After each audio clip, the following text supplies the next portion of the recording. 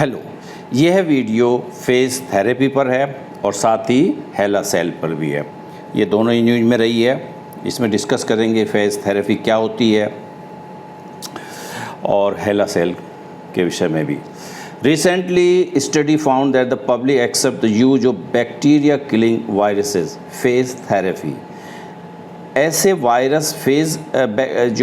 Virus जो bacteria को मारते हैं, जो जीवाणु को, ऐसे विषाणु जो जीवाणु को मारते हैं, उसको कहलाते हैं बैक्टीरियोफेज का कहा जाता है। तो इस प्रकार की जो थेरेपी है, इलाज है, उसको फेज थेरेपी कहते हैं।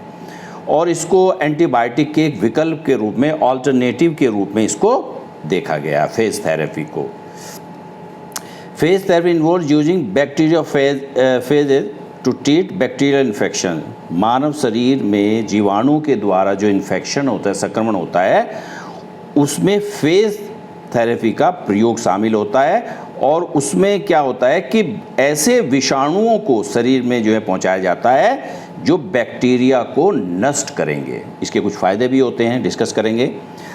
तो bacteriophages are viruses that infect and replicate only in bacterial cells. Bacteriophages वो विषाणु होते हैं जो शरीर में पहुंचकर बैक्टीरिया को, जो हानिकारक जीवाणु हैं, बैक्टीरिया हैं, उनको संक्रमित करते हैं और नष्ट कर देते हैं और अपनी उनके शरीर में पहुंचकर अपनी प्रतिकृति अपनी रेप्लिकेट करते हैं, यानी बड़ी संख्या में जो है उत्पन्न होते हैं वो उसके शरीर में। यानी कि जब वायरस जो है इन्फेक्ट करेगा, संक्रमित करेगा किसको, जीवाणु को, बैक्टीरिया को, तो बैक्टीरिया को डिस्ट्रॉय करेगा और साथ ही साथ अपने आप को रेप्लिकेट कर देगा, अपनी प्रतिकृति पैदा कर देगा। यानी कि बहुत सारे जो हैं वायरसेस पैदा होते हैं उससे, और जो हानिकारक बैक्टीरिया है वो डिस्ट्रॉय होता है। तो ऐसे वायरसेस को बैक्टीरियोफेजेज कहा जाता है और इसको एंटीबायोटिक के एक विकल्प के रूप में देखा जा रहा है। अच्छा, इसका कुछ महत्व भी है। इसका क्या है कि unlike to damage human cells, ऐसा माना जाता है कि मानव जो हैं, जैसे एंटीबायोटिक हैं, ये दूसरे हैं, उससे शरीर को कुछ कोशिकाओं को नुकसान होता है। तो ये इस थेरेपी के द्वारा जो ह्यूमन सेल्स हैं, मानव की जो कोशिकाएं हैं, उसको नुकसान नहीं पहुंचता है। Due to significant differences bacterial cells and human cells, क्योंकि ह्यूमन सेल्स की और बैक्टीरियल जो सेल्स हैं कोशिका में महत्वपूर्ण अंतर होता है। Inherently non toxic in nature, ऐसा माना जाता है कि इस थेरेपी के द्वारा शरीर में विषाक्त पैदा नहीं होते हैं। विषैले तत्व जो है, रसायन, ये तत्व उत्पन्न नहीं होते हैं, रसायन।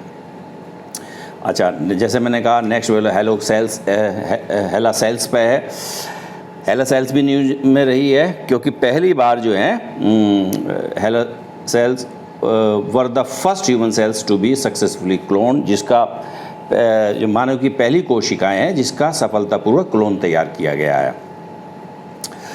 सेल्स का। These cells never reach the point of senescence. Senescence एक स्टेज होती है, अभी डिस्कस कर देंगे। बेसिकली एक प्रोसेस होता है कि जिसमें सेल जो हैं बूढ़ी हो जाती हैं और परमानेंटली रुक जाती हैं, स्थायी रूप से रुक जाता है जो है उसमें जो है। तो ऐसे प्रोसेस को सेनेसेंस, बेसिकली ये process by which a cells ages and permanently stops, यानी कि एक प्रक्रिया है सेनेसेंस जिसमें कोशिका वृद्ध हो जाती है, बूढ़ी हो जाती है और स्थायी रूप से रुक जाती है, उसका विकास नहीं होता, उसमें म्यूटेशन नहीं होता।